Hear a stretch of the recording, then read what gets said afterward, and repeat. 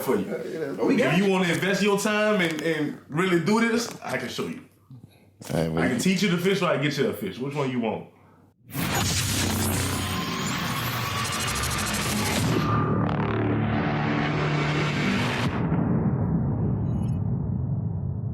All right, man, welcome to Power Tell TV, man, a place to be, man. I'm sitting here chilling with two of the most hottest people in BR right now. One from BR, one from New Orleans.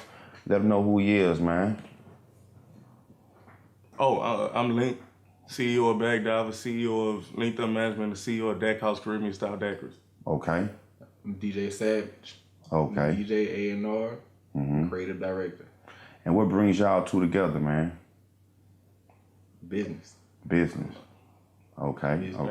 So y'all in the music scene right now, man. What type of artists are y'all looking to, like what attracts you to an artist right now? I'm gonna let you start off with I'm gonna start with that. Like if me and Savage come together and like look for an artist, we look for creativity, delivery, performance, like rhyme pattern. Like we looking for a whole lot of stuff, and it just won't work. I mean, him is his DJ bracket. He can't just take any artist because he not gonna just take anybody. I'm gonna just leave it at that and let him take it. Being real, going off of that, oftentimes I get DMs all the time. Artists try to pay me to play their stuff, and that's cool and all. I respect that, but they gotta understand that just because you throwing money don't mean it's gonna get played. If it's just that bad, it might not be bad, but it might not be. You never know. They don't listen past that. You get what I'm saying? If I just say, well, nah, or I might say next one or something like that, they don't understand. They don't want to understand. So your platform is one that somebody can't really kind of pay to get on. You have to kind of earn your. You really gotta. Yeah. You can. I always encourage. I'm not gonna turn down no money. I ain't gonna say that. Okay. I'm gonna specify. Like I just said, I'm not gonna turn down no money. But if you just not hitting right, you gonna leave them a choice. Because at the end of the day, it's my image that I gotta protect. Okay. Well, I'm gonna send the first question out to you then. Why did you want to work as a DJ? I can't dance. Okay. That was the first thing. I cannot dance at all. Okay. Let's go back to high school. I started off producing freshman year and got around to, freshman year started in August, and then by December, they had another dude started DJing. He always nagged with me though, because I was producing, he was producing, so it was always this little mashup. Well, he started DJing, and so I'm like, well, you're not about to just stunt on me, like I can't do it.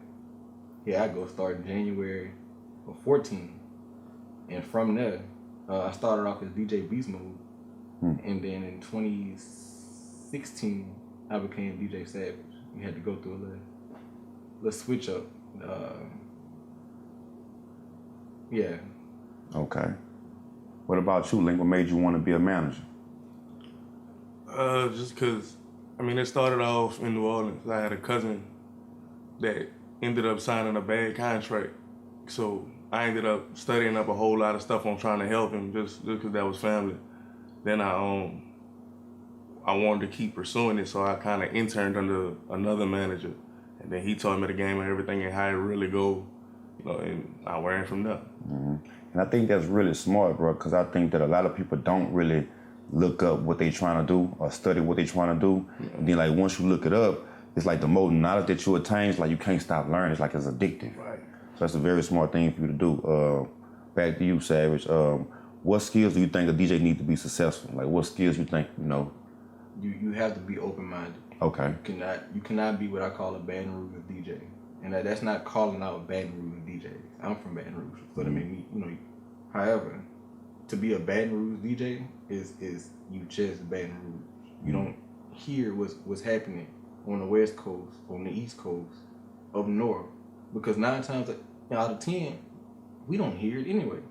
Music move across the country real slow. You could go way to California, they gonna hear some stuff that you didn't even know was out. You get what I'm saying? So I feel like a job as a DJ anyway, you're not trying to hear what you hear on the radio. If that was the case, then you might as well plug up Pandora or something, My job is to bring you something different, put on the actual show. I might do something, go back to 2000s R&B for the whole night. and they ready to be mad. I don't care, because guess what? It's a show. You coming to see me DJ. You're not coming to listen to the radio. So you think being a DJ is more of breaking new music, or just kind of playing what's like trending and just making it all sound good? Or is it a little bit of both? It's a mix of both. Okay. You know, to stay relevant, you get what I'm saying? You really, sometimes you gotta dip off and get them what they want. You always gotta give them a little bit of what they want, but still introduce the other stuff. Okay. And be smart as a DJ and know, okay, even though it's new, I could bring in this so they could, you get what I'm saying? Even if it's some new stuff they don't even know, you slide it in, pull in some shit that they already familiar with, and they made that connection. Okay. Same way you had to, you know. It's about taking your personal life and molding around who you trying to be as a DJ. Right. I can totally understand that. All right, Link, like saying to you, like what makes an artist want to work with a manager? Like what makes a successful manager to you? Number one would be knowledge. If you don't have knowledge, then you can't lead nobody nowhere. Another thing would probably be like a successful financial plan. And lastly, resources. If you don't have resources, what can you do? That's fact. That's real. So how do y'all stay up to kind of up to date with the latest music? They come into the private parties for the most part, I'm gonna be honest. Private parties? Like what you mean? Parties. Well, back to Link, we throw the kickback sometime at the warehouse. Okay. That's when I'm in chill mode. I'm not at a show where I really have to be tuned in, you know, heavy, can't leave the station. So I have time to go, you know, intermingle with different people, meet them, and that's really how I get it. It's Apple Music, like I can say Apple Music for sure, because people now they can follow you, and I can see what you listen to anyway. They tell me. I don't even have to guess what you like because I see what you like. People post music all the time. Observing people, you just know, you pick up on certain stuff. Not being stereotypical, but people really, certain types of people really, you just know, you know. But going back to the events, is drinks bring out the truth. You get what I'm saying? His daiquiris, when we throw the events, that's all they can drink anyway. You know, it's already there. Just one. It's just one. Okay. It might be three flavors. Take about half a daiquiri, you wild. That's when the requests come in. I get a lot of requests. I don't play every request, but I take note. So you think what makes a DJ also successful is just being on the scene and just being where the party is at and just being among the people too, right? Being real observant. Right. You get what I'm saying? You gotta observe.